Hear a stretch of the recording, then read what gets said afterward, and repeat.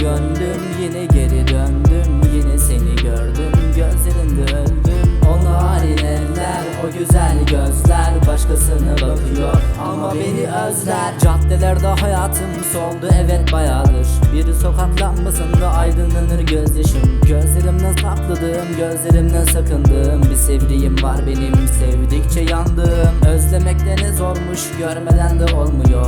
İki yürek yanarken diğeri de sızlıyor. Terk ederken o kalbin yine beni seviyor. Ayrılığa sarıldım da yine beni istiyor. Resimlere bakarken o gözlerin dolmasın. Geçtiğimiz güzel günler acıtıyor olmasın.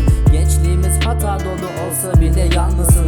Eve geri döndüm, artık beni sormasın. Yandı bu gönlüm, yine geri döndüm. Yine seni gördüm, gözlerinde öldüm. O narin eller, o güzel gözler başkasına bakıyor ama beni özler. Yandı bu gönlüm, yine geri döndüm. Yine seni gördüm, gözlerinde öldüm. O narin eller, o güzel gözler başkasına bakıyor ama beni özler. Bir gün düşer gözlerine ayrılığın gemrisi.